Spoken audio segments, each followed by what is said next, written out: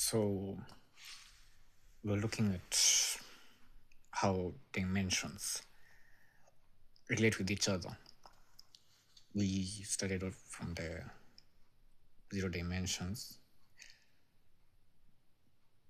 but let me avoid that first. So we start off at the 1D, which we equated it to a single point, which is infinitely small as it's infinitely large. And we tried to deduce how they end up forming two dimensions, two dimensions, to 3 dimensions, 4 dimensions, and so on. Here we use the example of space, time, and then the expansion of the universe. So yeah, these are just examples, perspectives.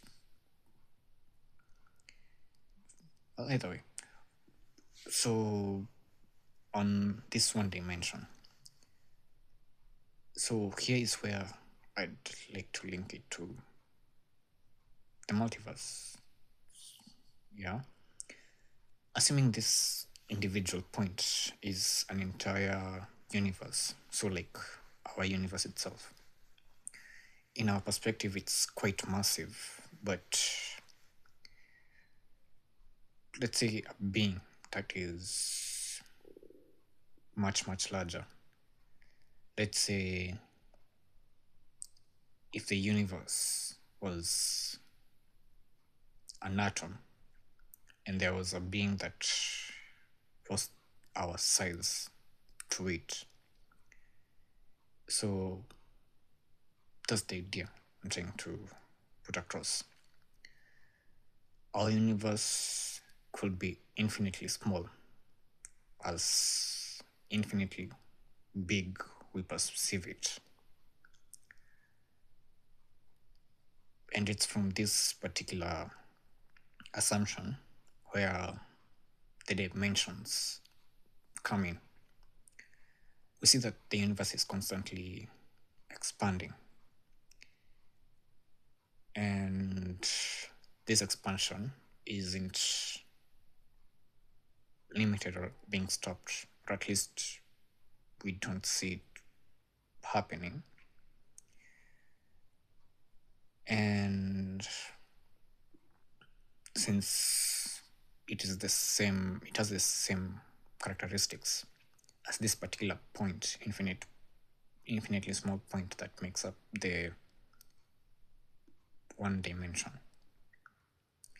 And here is where I bring back a discussion we had earlier, where based on size, dimensions will shift.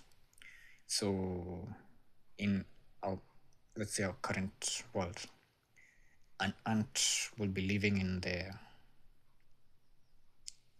typical 2-dimensional world while we live in the 3-dimensional world. So if you put it into that perspective, we see how size affects dimensions, or rather the dimensions you exist in. But it's not always essentially that way, but it's a way we can look at it. So yeah, now we have beings in 2 dimensions and we in 3 dimensions. And so there could be beings in the 4th dimension.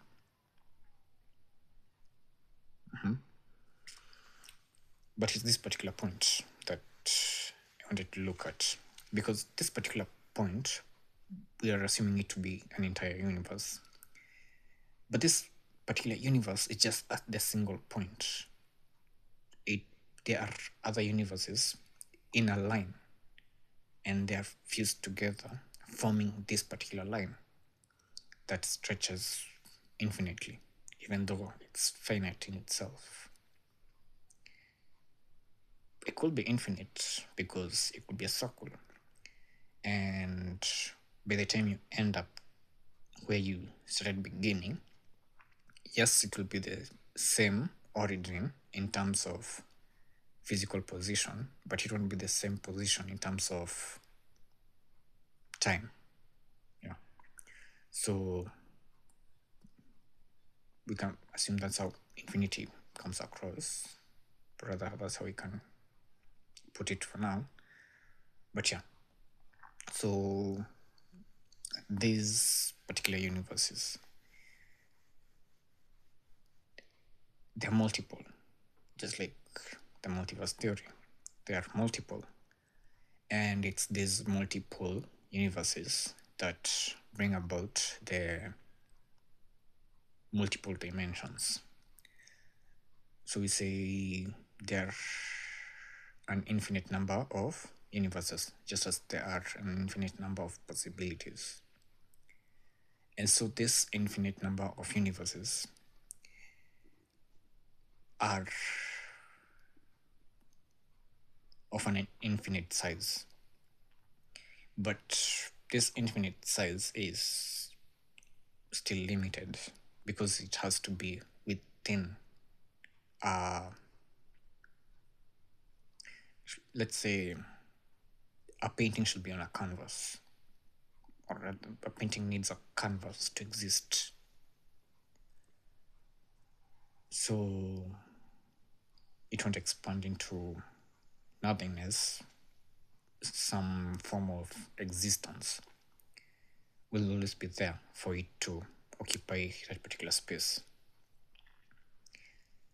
So with that in mind, what if they're not actually expanding or contracting or even changing or shifting? Here we go to the duality. So we see change, but then we know as a fact in this particular universe, change is constant. So how is something that brings inconsistency, something that brings inconsistency, how can it be consistent? And so we can say that there is consistency, and that this consistency is inconsistency. Yeah, the same way we are saying that nothing exists but as nothingness. So yeah, here then there is a paradox, but a glitch. Yeah. So yeah,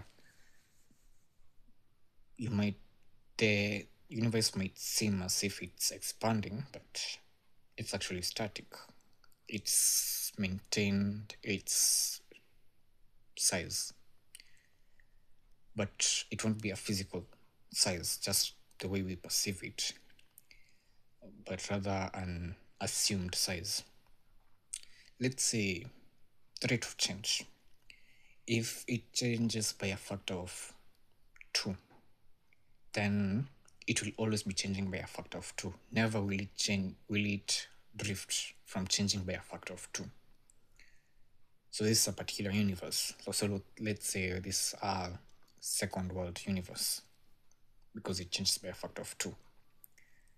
This second world universe will never meet our third world universe, because our third world universe will be expanding will be changing by a factor of 3. So now here we see the differences, where the size determining dimension and everything. The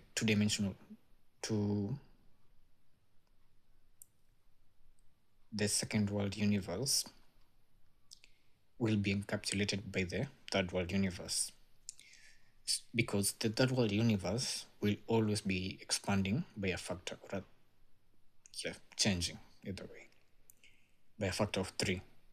And we, even if they started at the same time, it is difficult for actually impossible, let me say impossible, for the second world universe to get to the third world universe just because of the rate of change. And so, if a second world universe emerged, it means a third world universe already existed. And it's this third world universe that's hosting this second world universe. And since a universe might pop up at any point, assuming it's just from indecision. So there could be a third world universe that popped up at a particular point.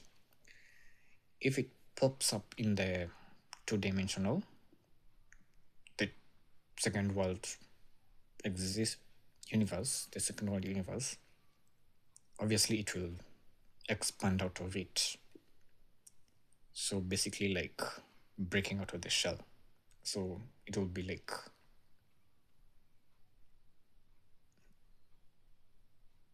just like that.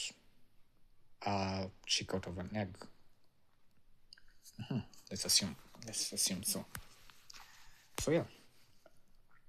But either way, we now have these points as not expanding or contracting, but rather maintaining their size, maintaining their position, maintaining their existence.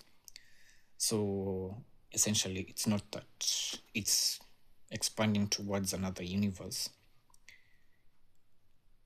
or rather, even if it's expanding to the other universe, even the other universe will be expanding towards it, and they won't exactly touch, so they will be stretching out. So it will be pulling the other universe away, but still keeping the bond between them. And since I was trying to explain it without the entire expansion thing, this particular point, it will be connected to the next point, and so on. So forming this particular line, and this is how this particular line will be growing if you factor in the entire expansion. In the same way, if you factor the expansion, we find there that third world universe expanding. Either way. The main idea is, from this particular point, which could be another universe in itself, will be bonded to the next universe, so that this particular line will be formed. And here I was trying to merge the dimension theory and the multiverse theory. In that, we can see our universe. It's massive, but it could be this particular point. It could be that particular point which connects to another point. So the other universe, accessing it would be difficult.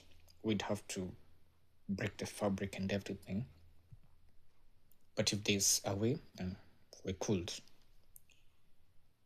But as of now, it's basically we see the rate of expansion. It's faster than the speed of light.